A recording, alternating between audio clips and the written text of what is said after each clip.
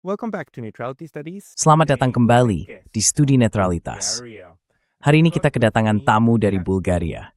Saya ditemani oleh Kapten Ivo Yotsov, yang memiliki gelar PhD di bidang ekonomi internasional, pernah bertugas sebagai kapten di Angkatan Laut Bulgaria, dan kini menjadi profesor di Akademi Angkatan Laut Nikola Vaptsarov. Profesor Yotsov, selamat datang. Professor Yotsov, welcome. It's my istahas untuk kerja di sini di Every dalam studi netralitas. I'm very happy to have you here. Saya sangat senang kamu ada di sini. Saya sangat senang kamu ada di sini karena kamu sebenarnya, kamu berada di Bulgaria, di Eropa Timur, dan kamu sedang menulis atau mengerjakan sebuah naskah tentang realisme struktural baru. Saya ingin membahas hal itu denganmu.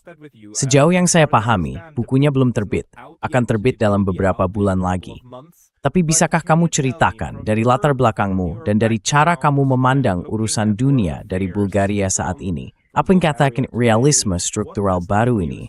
Dan bagaimana dunia bekerja? Inform you about how the world works. Maybe first of all I have to explain why. Mungkin, pertama-tama, saya harus menjelaskan mengapa saya menulis buku ini. Saya menyadari bahwa dua konsep utama yang berkaitan dengan lingkungan keamanan dan hubungan internasional tidak mampu menjelaskan dunia tempat kita hidup.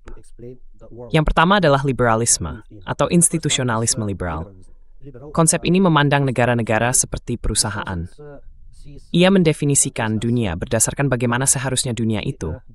Misalnya, menghormati aturan, hak asasi manusia, terhadap golongan, tidak dapat mats Rusia mesin Rumania, atau mga AS menculik Presiden Venezuela. US kidnapped the president of Venezuela. Saya mungkin akan menyela sedikit, karena institusionalisme liberal mengatakan bahwa cara suatu negara terstruktur menentukan juga bagaimana negara itu berperilaku. Jadi misalnya, Rusia menginvasi Ukraina karena negara itu adalah sebuah otokrasi, bukan? Karena dipimpin oleh seorang diktator, maka mereka bertindak demikian. Namun, biasanya pemikiran seperti ini berhenti sampai di situ. Yes, this is the point of view. The point of view of this. Ya, inilah sudut pandang dari konsep tersebut. Yang kedua adalah realisme, dan ia memiliki dua cabang, realisme klasik dan struktural. Pendekatan ini memandang negara-negara, misalnya seperti bola biliar. Ia tertarik pada bagaimana mereka bereaksi, bagaimana mereka bergerak dan berinteraksi satu sama lain. Tetapi apa yang terjadi di dalam bola itu sendiri tidak dapat dijelaskan. Pendekatan ini bekerja dengan angka-angka murni, menghitung populasi, kapal, pesawat, dan sebagainya. Dan kekuatan dikaitkan dengan jumlah sesuatu tersebut. Namun, pendekatan ini tidak dapat menjelaskan mengapa NATO kalah dalam konflik di Afghanistan. Ia juga tidak dapat menjelaskan mengapa, meskipun PDB Amerika Serikat jauh lebih besar dibandingkan Vietnam, perang di Vietnam tetap kalah. Dari sudut pandang ini, hal itu memang tidak dapat dijelaskan.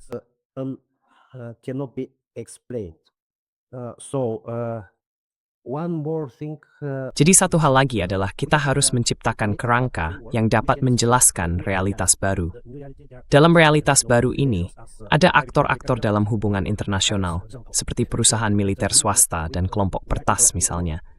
Dan kita berada dalam perang yang berkelanjutan, tetapi tanpa cara-cara klasik untuk menyerang pihak lawan. Jadi saya pikir konsep-konsep yang ada harus diperluas untuk mencakup sejarah, garis merah, rasa sakit virtual, dan perasaan negara-negara. Beberapa negara, baiklah mereka berbeda dari sudut pandang ini.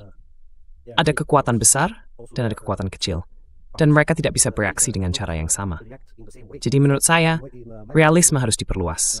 Realism should be made wider. Kita memiliki beberapa pemikir hubungan internal, tentu saja, yang mencoba mengembangkan konsep realisme ini. Maksud saya, realisme asli sebagaimana diciptakan dan dikembangkan oleh Morgenthau telah mengalami banyak perubahan. Kenneth Waltz juga telah melalui banyak versi, bukan? Tokoh yang paling menonjol di bidang ini tentu saja John Mearsheimer, yang menggunakan apa yang ia sebut sebagai realisme ofensif.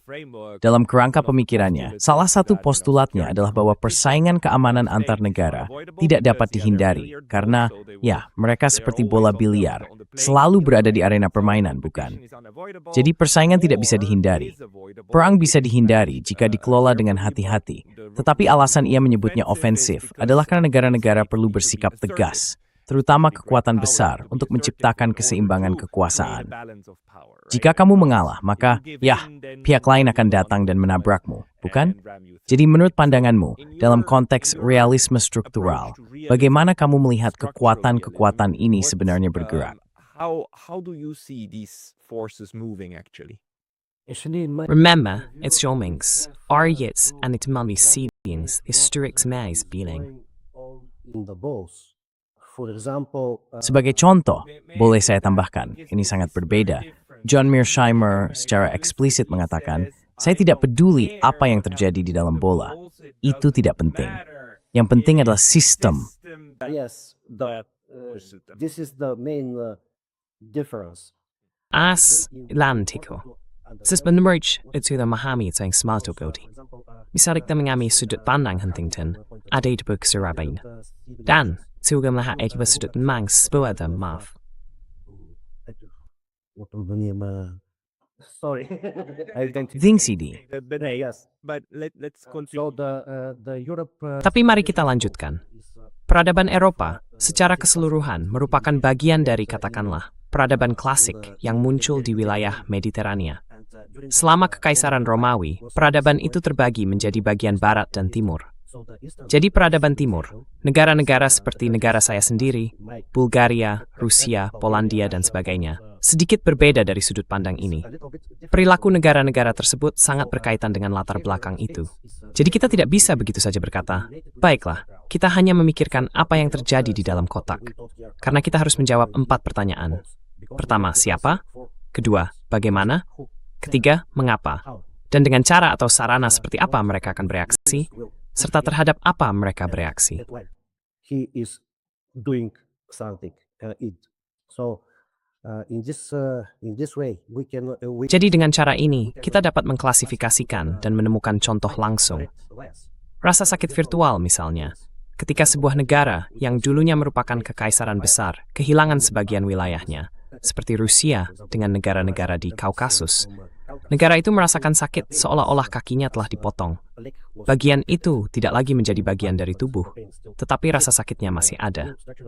Dalam imperialisme struktural yang baru ini, teknik apa Rusia memandang Ukraina sebagai bagian dari peradaban Rusia? Saya kira banyak orang tahu bahwa Kiev dan Rus adalah inti dari negara Rusia. Jadi sangat farming netwa reaksi di suatu negara kepada of a smite. In one way or different way. Hey, very brief intermission because I was recently banned. Hey, jeda singkat saja karena saya baru saja diblokir dari YouTube. Dan meskipun saya sudah kembali, hal ini bisa terjadi lagi kapan saja. Jadi mohon pertimbangkan untuk berlangganan tidak hanya di sini, tetapi juga di daftar surel saya di Substack, yaitu pascalotas.substack.com. Tautannya akan ada di deskripsi di bawah. Dan sekarang kembali ke video. Maksud saya, ini cukup penting karena sekali lagi versi realisme Mearsheimer. Tentu saja, Mearsheimer sebagai analis, sebagai adi, tidak akan pernah mengabaikan keyakinan, tindak tutur, dan sebagainya di pihak Rusia. Ia sebenarnya terus-menerus membicarakan hal ini, tentang apa yang kita dengar, bagaimana sistem politik Rusia bekerja. Ini sangat krusial. This is very crucial, but for the theory, the point is. Namun, menurut teori tersebut, intinya adalah bahwa negara-negara pada dasarnya selalu berperilaku seolah-olah persaingan keamanan terus berlangsung, dan mereka bertindak untuk memaksimalkan keamanan mereka terhadap pihak lain, bukan? Kekuatan besar melakukan hal ini melalui berbagai cara. Misalnya dengan berperang melawan kekuatan besar lainnya, atau berusaha mencegah mereka menjadi kekuatan besar, serta melalui pengelolaan aliansi, untuk memastikan bahwa negara-negara satelit mereka tetap sejalan dan tidak mengancam inti kekuasaan dan sebagainya, bukan? Dan dia mengatakan bahwa tidak masalah apakah kita berbicara tentang demokrasi, autokrasi, atau teokrasi seperti di Iran. Maksud saya, begitu suatu kekuatan memiliki kemampuan untuk melakukan sesuatu, mereka akan berperilaku seperti itu. Nah, yang tidak tercakup di sini, tentu saja, adalah tepat seperti yang kamu katakan.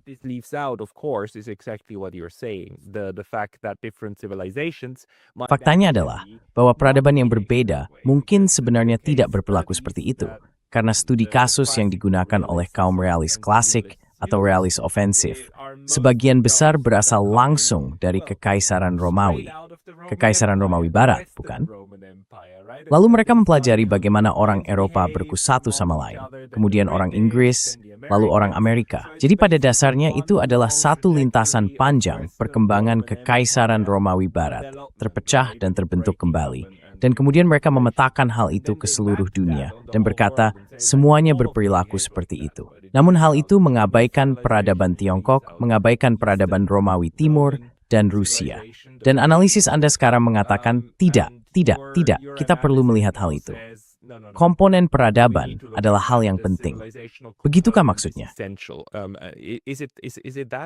Actually, my analysis said that Sebenarnya, analisis saya mengatakan bahwa realisme klasik seharusnya diperluas dengan sudut pandang ini. Tidak ada yang berkata, tidak, kita tidak bisa menghitung angkanya. Dan memang, kekuasaan sangat berkaitan dengan jumlah tank, pesawat, dan sebagainya. Oke, tidak ada yang menyangkal hal itu. Namun ada isu lain yang juga berkaitan dengan kekuasaan, seperti bagaimana masyarakat misalnya bersatu, kehendak masyarakat. Jadi ya, society. So, Jadi menurut pandangan Anda, bagaimana hal itu? Maksud saya, mari kita ambil Bulgaria sebagai contoh. Sebuah negara atau masyarakat yang tidak begitu jelas dibentuk oleh konstruksi barat seperti misalnya Prancis atau Inggris. Jika Anda sebagai orang Bulgaria memahami orang Rusia secara berbeda, misalnya motivasi mereka dalam melakukan sesuatu, apa aspek terpenting yang perlu dipahami tentang bagaimana mereka sebagai kekuatan besar, sebagai peradaban besar, Soming the Barukhang at the stealing?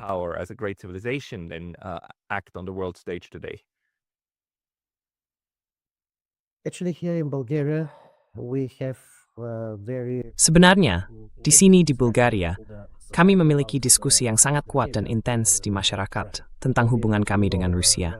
Anda mungkin tahu bahwa karena perang antara Kekaisaran Ottoman dan Rusia pada akhir abad ke-19, Bulgaria menjadi negara merdeka. Namun pada saat yang sama, alfabet Cyrillic dikembangkan di Bulgaria, sehingga kami memiliki hubungan yang sangat erat dengan apa yang sekarang disebut Rusia atau Kekaisaran Rusia, jika kita menelusuri lebih jauh ke sejarah. Perasaan orang Bulgaria terhadap Rusia sangat berbeda, misalnya, dibandingkan dengan penduduk Polandia atau orang Eropa Barat. Jadi di Bulgaria, kami memiliki dua kubu besar, bisa dibilang, Russophile dan Russophobe. Two major, let's say, parties. Russophiles, they think the country should be. Kaum Russophile berpikir bahwa negara seharusnya lebih berorientasi ke timur. Sedangkan kaum Russophobe berpendapat bahwa hubungan politik dengan negara-negara barat seharusnya lebih erat. Sekarang negara saya adalah anggota NATO, Uni Eropa, dan sebagainya. Jadi dalam arti tertentu, negara ini telah membuat pilihan, mungkin lebih dari 20 tahun yang lalu. Namun demikian, saya pikir bahkan para pemimpin politik di sini dapat memahami sudut pandang Rusia dengan cukup baik. Misalnya, selama Perang Dunia II, kedutaan Bulgaria di Moskow dan kedutaan Soviet di Sofia menjadi titik kontak antara Jerman dan Uni Soviet. Jadi saya percaya bahwa, entah bagaimana, perang di Ukraina akan berakhir dan hubungan baik antara negara kita akan pulih. With our countries will be restored. It's a scrunavizдай, is duman Bulgarus resa, sgrafting buristu amil thlibuth every semed as this mali, and it huts of gold. Yes. May I And ask? sorry, and probably you know. Boleh saya bertanya? which is very close Maaf. to Anda mungkin tahu bahwa bahasa kami sangat mirip dengan bahasa Rusia. Di sini, di Bulgaria, ada banyak orang, bukan hanya dari Rusia, tetapi juga dari Ukraina. Orang Ukraina, penutur bahasa Rusia yang datang sini pada awal perang. Mereka merasa sangat nyaman tinggal di Bulgaria. They feel in Bulgaria very well. Because like okay, Karena maksud saya, oke ini jelas, kedekatan budaya kan. Tapi boleh saya tanya, karena Bulgaria berada dalam posisi yang menarik, di mana di satu sisi negara itu merupakan bagian dari Pakta Warsawa selama Perang Dingin, dan dalam pengertian itu selalu dianggap sebagai satelit, bukan? Dan mungkin Anda maksud saya masih ingat masa-masa itu, setidaknya saat tumbuh besar, saya kira. Ya, di sisi lain, ya maksud saya berusia 40 tahun, jadi saya masih semacam produk dari Perang Dingin kan. Saya Ristin Merun Sparjamalin 95. Jadi setiap hunu itu mungkin misalnya ipsimen itu setiap hukin setar, fit bersepar, simsitasi itu. In that situation, I mean, I keep saying we often forget just how many people. Maksud saya terus mengatakan bahwa kita sering lupa betapa banyak orang yang lahir di negara-negara yang sekarang sudah tidak ada lagi. Soviet, Cekoslowakia, Yugoslavia bukan. Banyak orang seumuran kita, bahkan yang lebih muda, lahir di negara-negara yang sudah tidak ada lagi di Eropa. Tapi mari kita kesampingkan itu dulu.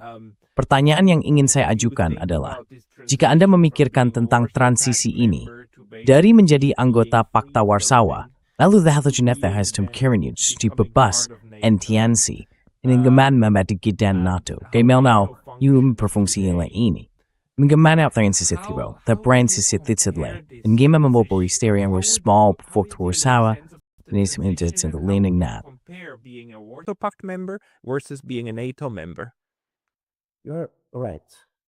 My country has a very Kamu benar. Negara saya memiliki sejarah panjang dengan Pakta Warsawa, dan kami bergabung dengan NATO pada tahun 2004. Jadi sudah lebih dari 20 tahun menjadi anggota NATO. Saya masih sangat muda ketika negara ini masih menjadi bagian dari Pakta Warsawa. Di dalam pakta tersebut, tingkat integrasi sangat tinggi. Semua peralatan militer berasal dari Rusia, dan seluruh produksi industri pertahanan berada di bawah lisensi Rusia. Jadi, interoperabilitas antara angkatan bersenjata di dalam Pakta Warsawa sangat kuat. Prosedur semuanya telah distandardisasi. Dan tentu saja, bahasa Rusia digunakan sebagai bahasa komunikasi antar angkatan bersenjata yang berbeda. Itu adalah sisi baiknya. Namun, dari sudut pandang pengendalian, Pakta Warsawa dikelola dengan sangat ketat oleh Uni Soviet. Kamu mungkin tahu tentang doktrin Brezhnev, gagasan tentang kedaulatan terbatas. let's say, limited sovereignty.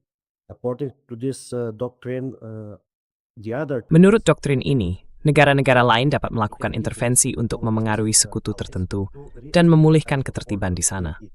Doktrin ini dikembangkan setelah katakanlah peristiwa di Cekoslowakia dan Hungaria. Sebenarnya, tingkat demokrasi, atau lebih tepatnya, tingkat kedaulatan, hampir nol. Dalam NATO, menurut pandangan saya, negara-negara memiliki hak untuk membuat pilihan mereka sendiri tentang peralatan, tentang prosedur, tentang bagaimana hal-hal dilakukan di militer mereka masing-masing. Dan hal ini, dari sudut pandang saya, menciptakan kekacauan besar. Karena bahkan sekarang, tingkat interoperabilitas antara berbagai angkatan bersenjata tidak sebaik yang seharusnya. Mungkin suatu hari nanti hal itu akan membaik, katakanlah begitu. Namun ya, NATO memungkinkan jauh lebih banyak kedaulatan nasional dan demokrasi dibandingkan dengan Pakta Warsawa. In comparison with Warsaw Pact is higher. So yeah, and you know when we Jadi ya, kamu tahu kalau kita kembali ke teori-teori itu, kan interpretasi liberal terhadap hubungan internasional akan mengatakan bahwa NATO adalah sesuatu yang sama sekali berbeda, karena semua anggotanya adalah negara demokrasi, dan mereka semua memilih untuk bergabung. Mereka ingin bergabung. Itu adalah keputusan demokratis untuk bergabung. Sedangkan di bawah kekuasaan Soviet, karena negara-negara itu adalah otokrasi, semua anggota lain yang bergabung juga berotokrasi. Dan mereka, kamu tuh dipaksa untuk bergabung, diintegrasikan. Dan mingat Yugoan, maksudnya pentingnya nasiu, tingkat integrasi dari dua sistem ini memang berbeda. systems is just very different. Huh? Ya. but the realist side will Namun, say, dari sisi realis akan dikatakan bahwa ini hanyalah dua varian yang berbeda. Seperti Coca-Cola dan Pepsi, secara fungsional keduanya serupa dalam arti membantu hegemon di masing-masing pihak mengordinasikan satelit-satelitnya. Apakah kamu setuju dengan itu atau tidak? Would you subscribe to that or not? This is a very difficult question. I cannot say. Ini pertanyaan yang sangat sulit. Saya tidak bisa mengatakan mungkin bahkan sekarang. Sebenarnya saya pikir sekarang nilainya lebih besar, karena beberapa tahun yang lalu tingkat kendali dari pihak hegemon lebih rendah. Sebenarnya itu hanya lebih tersembunyi. It was covered. This scene. Yeah, it was covered. Now it's Ya, itu sudah dibahas. Sekarang yang jadi masalah adalah perilakunya. Mereka bilang, saya tidak mau, tanpa rasa malu. Mereka hanya berkata, saya tidak mau. Dan misalnya Uni Eropa, mungkin kita akan membahasnya nanti. Tetapi setelah tahun 2019, Uni Eropa menjadi semakin kuat, sementara kedaulatan negara-negara anggotanya semakin lemah. Mereka membuat banyak aturan, banyak undang-undang yang membuat kedaulatan negara-negara itu semakin berkurang. Less and less. Now, NATO doesn't Sekarang, only do NATO that sebenarnya as tidak an melakukan alliance, sebagai right? sebuah It aliansi. does Bukan, ini sebab membuat begitu banyak aturan, tetapi memang menciptakan banyak tekanan untuk interoperabilities. interoperability. actually no. My point is that Sebenarnya, tidak. Maksud saya adalah bahwa semuanya sudah benar menurut undang-undang, tetapi penafsiran terhadap undang-undang tersebut yang keliru. Misalnya, kebijakan luar negeri dan pertahanan bersama Uni Eropa digunakan untuk membuat daftar khusus terhadap orang-orang yang, dari sudut pandang beberapa negara Eropa, telah melakukan sesuatu yang salah. Gagasannya adalah untuk membuat Uni Eropa lebih kuat menghadapi ancaman eksternal. Webhasti itu tesmoens in the menitering tawanga wisala. Ini tereichi, Ari chapsa kamaik. You had a lot of I'm glad that you're bringing that topic up. Saya senang kamu mengangkat topik itu, karena saya pernah memiliki beberapa pertukaran email dan diskusi yang sangat menarik tentang hal tersebut. Salah satu poinnya adalah bahwa ini merupakan perebutan kekuasaan, pertanyaan tentang kedaulatan, tentang siapa yang dikenai sanksi dan siapa yang tidak. Filsuf terbaik yang mungkin menulis tentang hal ini adalah orang Jerman, filsuf Nazi Carl Schmitt, yang pernah mengatakan bahwa cara paling mendasar bagi negara untuk menegakkan kedaulatan adalah melalui kekuasaan, untuk memutuskan siapa yang dianggap teman dan siapa yang dianggap musuh. Siapa yang berada di luar sebagai teman atau musuh, dan siapa yang berada di dalam sebagai musuh.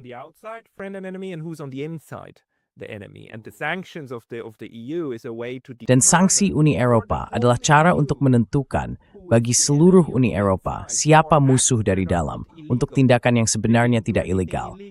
Mereka tidak melakukan sesuatu yang melanggar hukum. Mereka hanya sekarang menjadi bagian dari kelompok musuh. Dan itu adalah pernyataan kedaulatan. Dan hal ini, tentu saja, bertentangan dengan pandangan politisi seperti Viktor Orban dan lainnya yang mengatakan, tidak, kedaulatan itu ada di dalam negeri, di negara bangsa. Dan kita memiliki pertentangan dengan Uni Eropa yang seperti, tidak, kalian bisa bahas secara administratif, tapi kami yang menentukan kawan dan siapa lawan.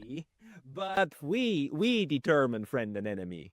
and actually this behavior is creating Dan sebenarnya, perilaku ini kini menimbulkan katakanlah keinginan di antara negara-negara seperti Hongaria, Republik Ceko, Slovakia, dan Polandia.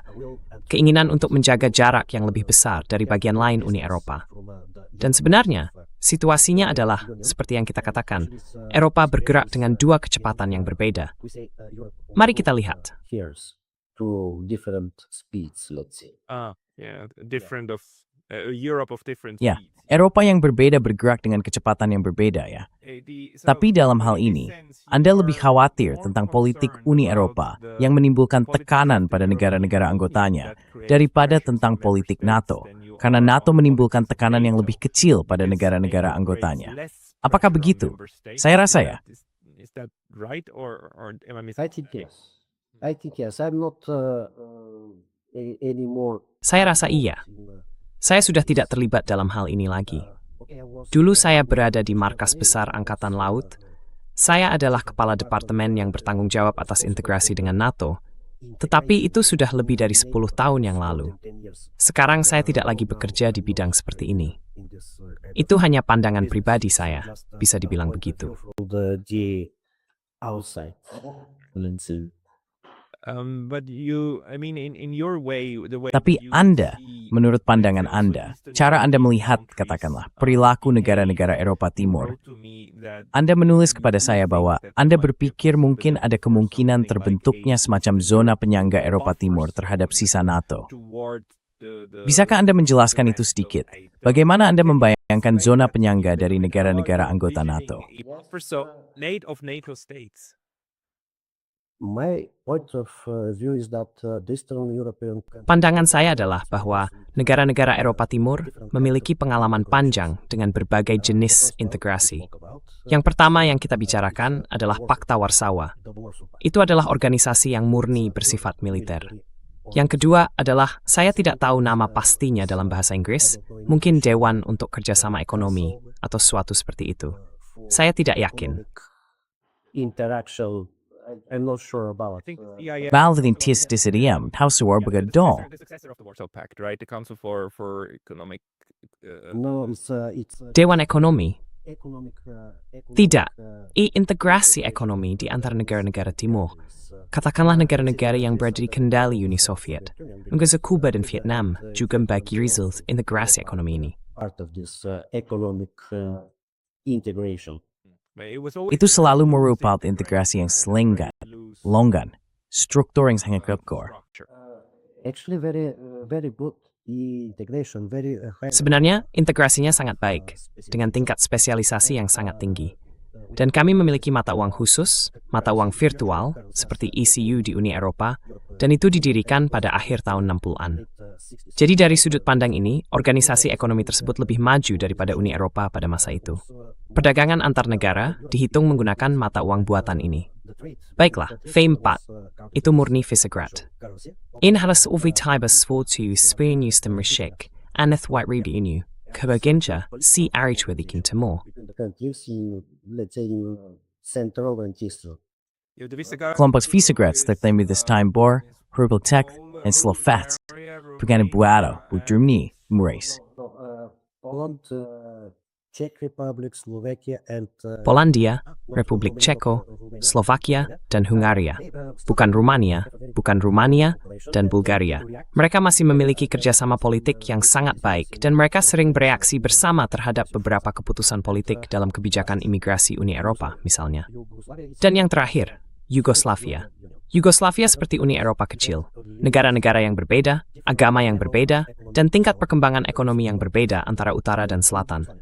Dan tentu saja, semua contoh integrasi tersebut memiliki kelebihan dan kekurangan, beberapa aspek yang baik dan beberapa yang kurang baik. Jadi, dari sudut pandang sejarah, Eropa Timur memiliki pengalaman yang panjang. Saat ini, di NATO dan Uni Eropa, ada sebuah inisiatif yang disebut Intermarium. which is called Intermarium.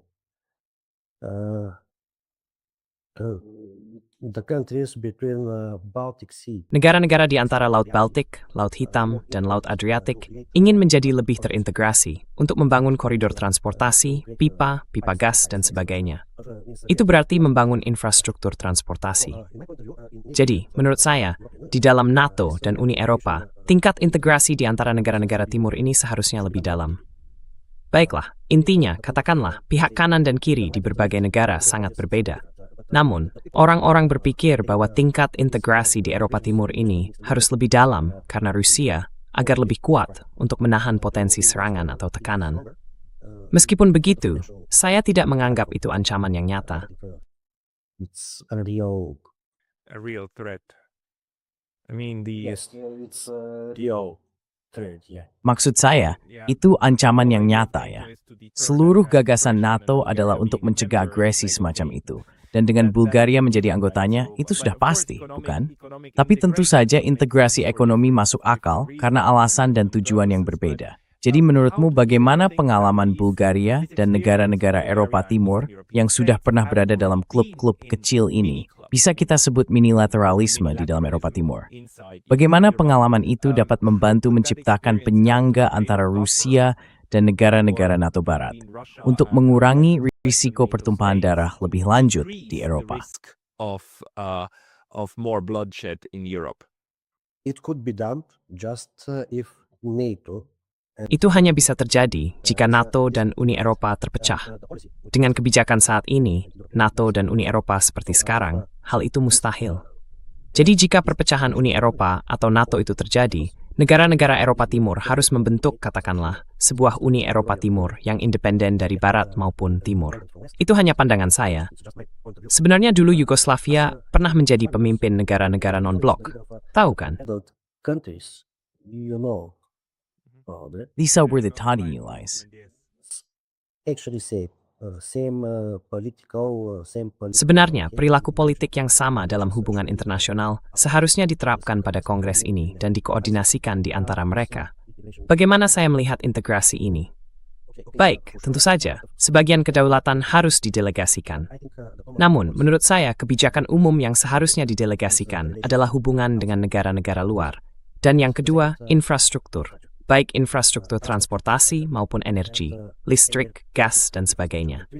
Sepahalamnya, tidak seperti di Uni Eropa, tapi benar-benar small limes pendidikan di setengah, sebaiknya tidak sabel oleh pemerintah masing-masing negara. Hal ini kemudian karakter dan budaya khas setiap negara. I mean, this kind of it's very interesting that a lot of people are thinking. Sangat menarik bahwa banyak orang sedang memikirkan tentang tatanan pasca Uni Eropa di Eropa. Karena banyak yang merasa bahwa Uni Eropa tidak bisa diselamatkan lagi. Organisasi itu sedang runtuh dari dalam. Namun, saya bertanya-tanya apakah pendekatan yang Anda jelaskan, seperti minilateralisme, yang dikombinasikan dengan hal-hal seperti hak veto, bahkan jika NATO tidak runtuh dan tetap bertahan, masih bisa berhasil. Bagaimana jika di dalam NATO ada blok negara, seperti negara-negara Visegrad atau mungkin anggota NATO di Eropa Timur, yang bersama-sama memutuskan, kami ingin menjadi zona penyangga, kami ingin menjadi elemen deeskalasi, dan kami akan memveto keputusan NATO sebagai satu blok untuk mempertahankan status quo. Bukankah itu bisa menjadi sebuah pendekatan? The status quo, wouldn't that be an approach? Because we've seen actually example of in the past, Karena kita sebenarnya sudah pernah melihat contoh seperti itu di masa lalu. Kamu tahu, di Uni Eropa, antara Hongaria dan Polandia, ketika Polandia masih berada di bawah pemerintahan sebelumnya, kaum nasionalis, aku lupa nama partainya, dan mereka terus-menerus saling menggunakan hak veto untuk saling membantu. Hal itu memastikan bahwa Uni Eropa tidak bisa menjatuhkan salah satu dari mereka, karena untuk itu dibutuhkan suara bulat. Jadi mereka saling melindungi, bukan? Semua itu berubah ketika kepresidenan dan politik Polandia bergeser. Tapi bukan hal yang mustahil jika sesuatu seperti itu terjadi lagi. Karena kita sudah melihat misalnya bahwa Turki sebagai anggota NATO sebenarnya cukup netral dalam keseluruhan permainan terkait perang Ukraina, bukan? Jadi bukan berarti anggota NATO secara otomatis harus sejalan dengan semuanya. Your point of view is very good. I think Sudut pandangmu sangat bagus. Saya pikir memang seharusnya begitu, dan saya cukup yakin hal itu akan menjamin keberlangsungan NATO. Karena mungkin, setelah runtuhnya tirai besi antara Eropa Timur dan Barat, muncul perdebatan besar tentang masa depan NATO, karena musuh kuatnya, Pakta Warsawa, sudah tidak ada lagi. Setelah itu, muncul perang melawan terorisme dan sebagainya, yang memberikan NATO alasan baru untuk tetap ada. Jika sebagian wilayah NATO menjadi zona penyangga, baiklah, itu akan baik bagi perdamaian, tetapi motivasi untuk terus mengembangkan industri pertahanan dan infrastruktur pertahanan akan berkurang. Jadi, menurut saya, jika hal-hal berkembang seperti itu, pada akhirnya alasan keberadaan NATO akan hilang, karena tidak akan ada lagi musuh, kamu tahu, karena adanya zona penyangga ini. because of this buffer zone. So I mean, that's why NATO. Maksud saya, itulah sebabnya NATO tidak tertarik pada hal itu, bukan?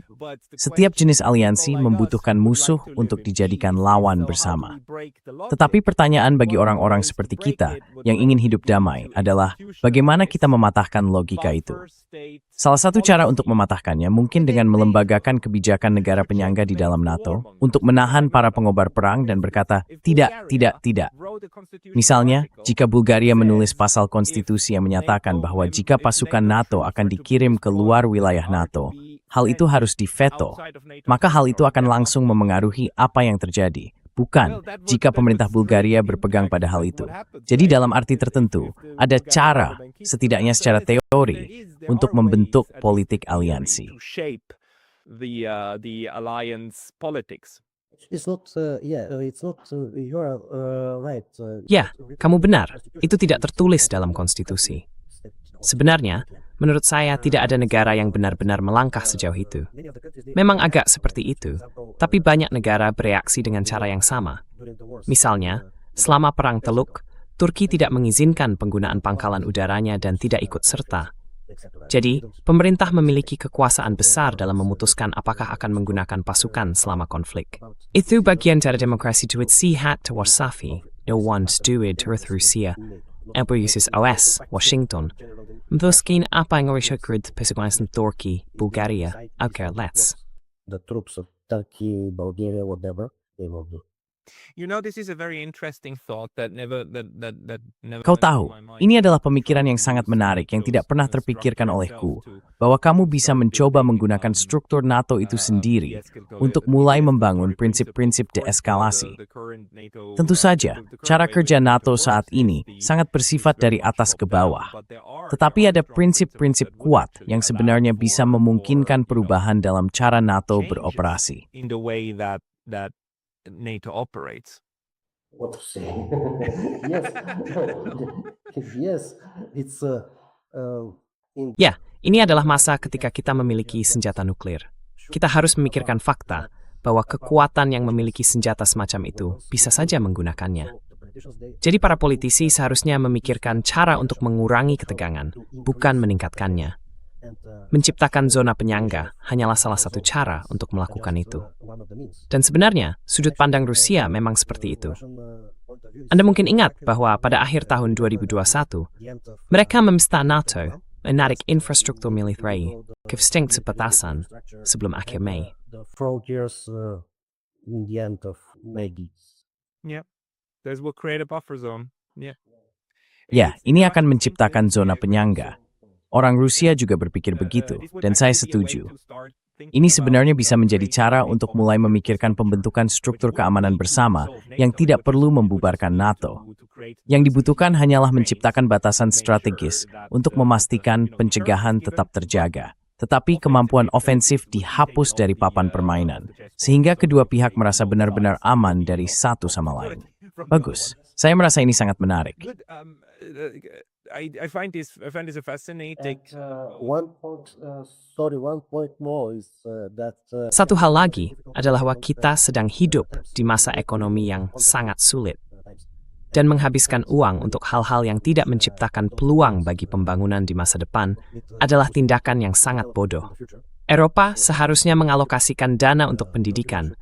Itu seperti makanan bagi perekonomian, untuk meningkatkan kemungkinan membawanya ke tingkat yang lebih tinggi, berinvestasi dalam teknologi tinggi, dan sebagainya.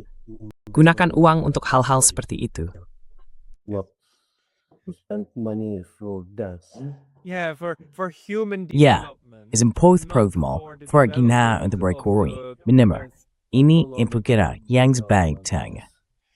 Professor Yotsov, tekiazin ginimis karine mandi, maniat Stinsburgi. To find your work, where should they go? When the moment Isis monografika terbitnan, itu akan bersifat sumber terbuka. Penerbit Universitas Kamhis bekas civil sepuluh Stingewa. Buku-buku didisikan secara elektronik. distributed, it will be electronically. Once it is Setelah buku itu terbit, tolong hubungi saya lagi, dan saya akan menambahkannya ke kotak deskripsi di bawah video ini. Kami juga memberitahu orang-orang bahwa bukunya sudah terbit. Profesor Ivo Yotsov, terima kasih banyak atas waktu Anda hari ini. Thank you very much for your time today. Thank you. Thank you. Terima kasih. Ini merupakan suatu kind step bagi saya. Terima kasih. Sampai jumpa. Bye.